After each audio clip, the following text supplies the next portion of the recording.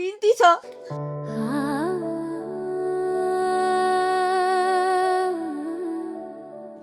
म माथि सौता हाल्ने कुरा नगर्नुस्। बरु तपाईले जे भने पनि म सहन तयार छु, तर यो सिन्दुर र पोते खोसिने कुरा म सहन सक्दिन। यो सिन्दुर र पोते त मेरो लागि सौभाग्य हो।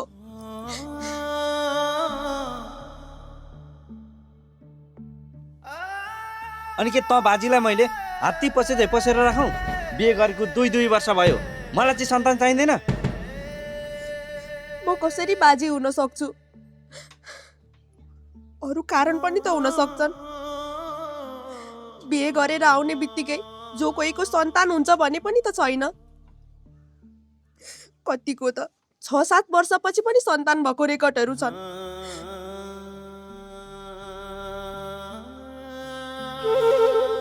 छरछिमेकीले कुरा काटिसके, भोलि के भनेर मुख देखाउने? तेरो इज्जत नभए नि मेरो त इज्जत छ नि यो समाजमा। तपाईँ अलिकति पनि सम्झिनुहुन्न है?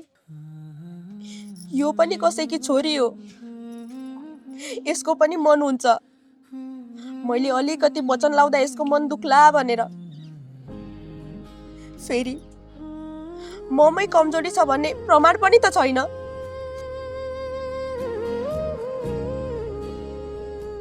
ए कमजोरी तेरो नभए कसको त? मेरो? तेरै अगाडि अर्को बिहे गरेर सन्तान जन्माएर देखाउँछु। यदि कमजोरी तपाईँको हो अनि मैले पनि यसरी नै अर्को बिहे गरेर सन्तान जन्माएर तपाईँलाई देखाउँछु भने तपाईँलाई कस्तो लाग्छ?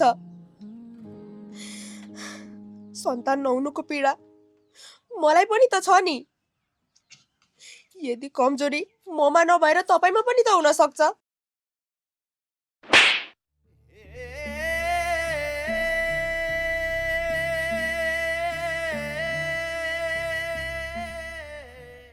के भयो त? नराम्रो सपना देखेँ कि क्या हो? होइन, त्यस्तो नराम्रो सपना केही पनि देखेकी छैन। त्यसो भए किन यति राति उठेको त? सुत।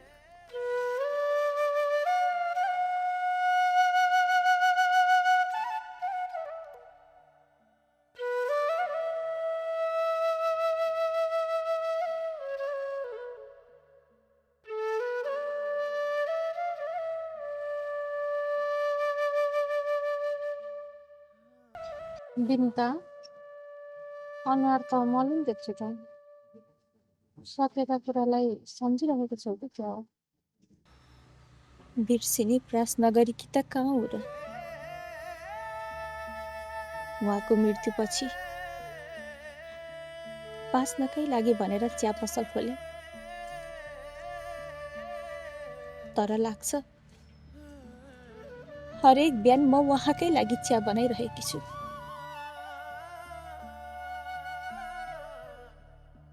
नानी, दैवको लीला स्वीकार्नै पर्छ।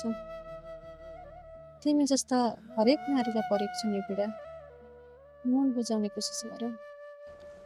आफूलाई व्यस्त राख्दा सम्झना कम आउला, बाँच्न सजिलो होला भनेर दोकान सुरु गरे। तर यहाँ त ठिक विपरीत भयो। समाजका प्रतिष्ठित हुँ भन्ने व्यक्तिहरूले नै बसो भनेर चुस्त खोज्दा रहेछ।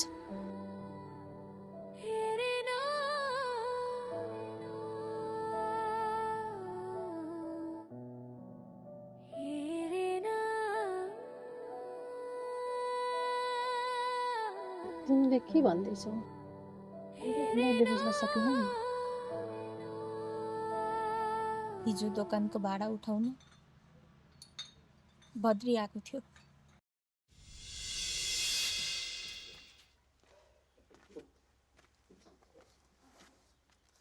बिनिता, ए बिनिता,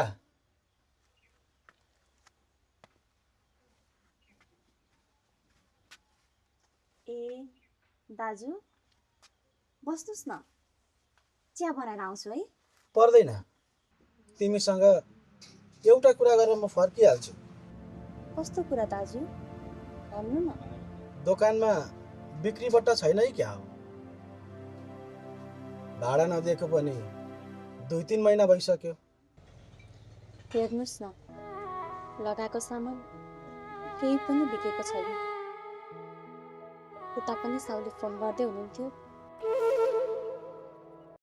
कतै ऋण भेट्यो भने दुवैजनाको एकैचोटि तिर्छु। अलिक दिन पर्खिदिनुहोस् न है। त्यसरी त गाह्रो हुन्छ। मैले नपर्खेको होइन, यत्रो समय पर्खेँ। अब त केही न केही गर्न पर्यो। के गर्नु दाजु? केही उपाय नलागेपछि कसको के लाग्छ र?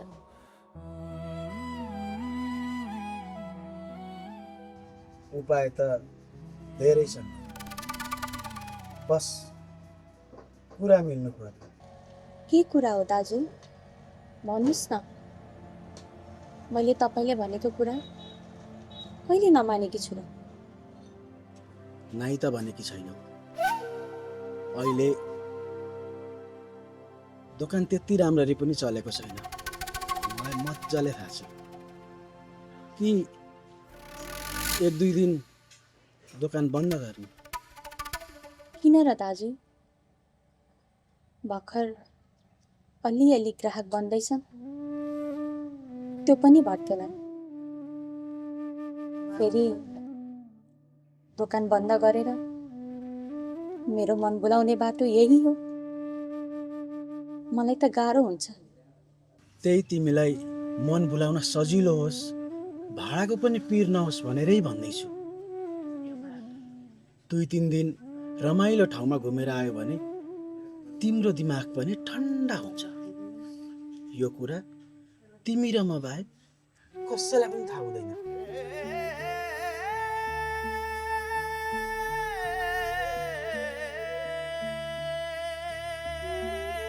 अप्ठ्यारो मान्नु पर्दैन, सोचेर भोलि पर्सि जवाफ दिए पनि हुन्छ।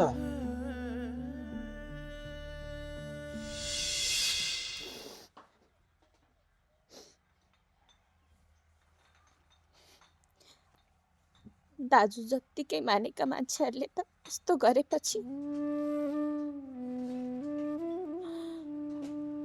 अरूबाट त झन् कसरी सुरक्षित भइएला त? यो राडी एक्लै छे मौकाको फाइदा उठाउनु पर्छ भनेर समाजका बुवासाहरू बाटो हेरेर बसिरहेका हुन्छन्।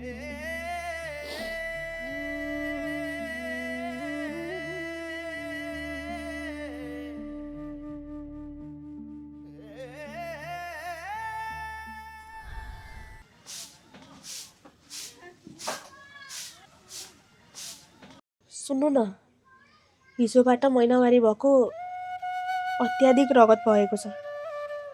बजार गएर सेफ्टी प्याड किनेर ल्याइदिनु न। होइन, मैले सेफ्टी प्याड लिएर आउनु पर्ने? के भनेर माग्नु? लाज लाग्दैन? घरभरि त्यत्र थाङ्गा छ नि त, त्यही लगा न। अस्ति पनि यस्तै भन्नुभयो, इन्फेक्सन भएछ। तपाईँलाई त मेरो केही वास्तै छैन।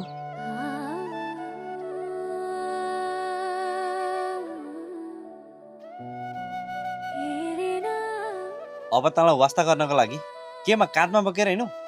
मान्छे कुन तनावमा के कामले निस्किरा हुन्छ? मेरो धेरै टाउको खाने काम नगर है। मैले त जे भने पनि टाउकै खान्छ तपाईँको। हुन त सबै गल्ती मेरै हो। आमाले बिहे नगर भन्दा भन्दै जबरजस्ती गरे। जीवनभर एक थोपा पनि आँसु झर्न दिन्न भन्नुहुन्थ्यो। बिहे गरेर ल्याएको 1 वर्ष हुन नपाउँदै दिनरात रुवाउनुहुन्छ।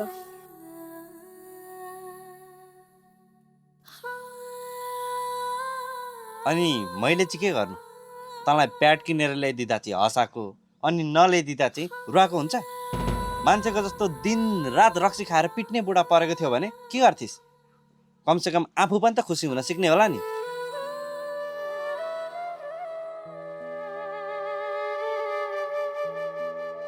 म एउटी नारी हो। नारीलाई खुसी हुन सिकाइराख्नु पर्दैन र कुनै ठुलो उपहार पनि दिनु पर्दैन। तपाईँले हाँसेर बोलिदिनु भयो भने म त्यसैमा खुसी।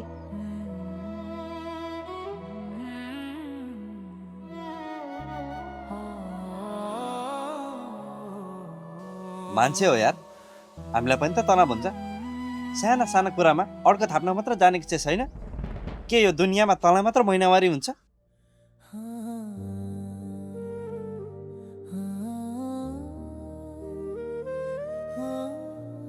तपाईँलाई त के छ र, सबैलाई हुन्छ, सामान्य जस्तो लाग्छ।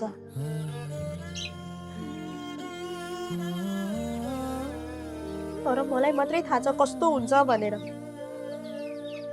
सुत्केरी हुँदाको भन्दा धेरै रगत बगाएको छ। के भयो त? शरीरको फोहोर रगत बग्नु राम्रै त हो नि, 3-4 दिनमा ठिक भइहाल्छ।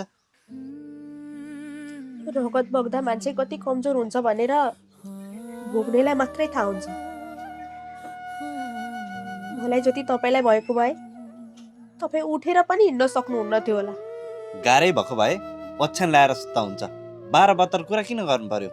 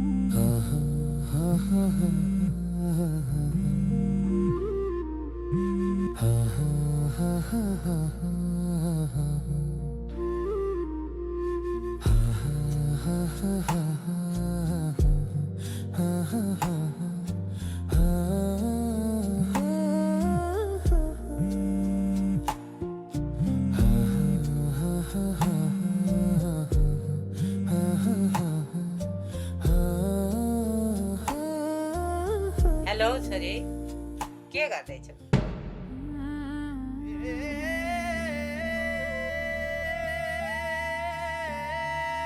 हेलो, सुनेकी छैनस् कि के हो नानी?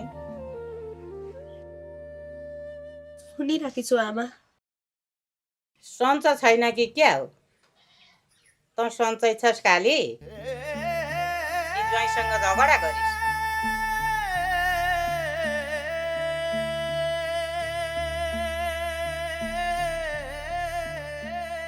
सन्चै छु आमा।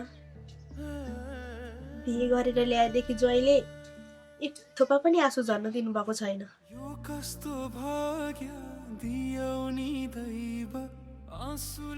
साह्रै ख्याल गर्नुहुन्छ मेरो। तपाईँले गरे जति नै माया मलाई ज्वाइँले गर्नुहुन्छ। किन झगडा गर्ने? ए, साह्रै खुसी लाग्यो। तेरा दाइलाई बेगर भन्दा मान्दैन। अब तँबाट नाति नातिनाको मुख हेर्ने चाहिँ साह्रै ठुलो इच्छा छ नानी मलाई।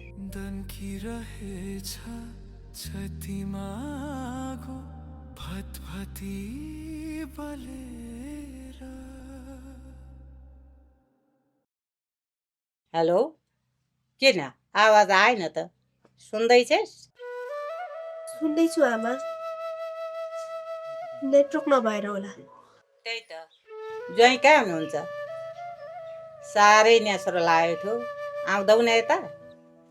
अहिले ज्वाइँ बाहिर जानुभएको छ, सल्लाह गरेर आउँछौँ नि हामी। खै कहिले र?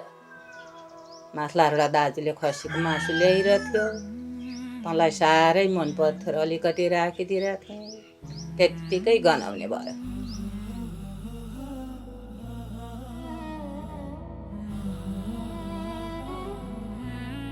ज्वाइँसँग सल्लाह गरेर भोलि जसरी पनि आउन, म बाँचुन्जेल त हो नि।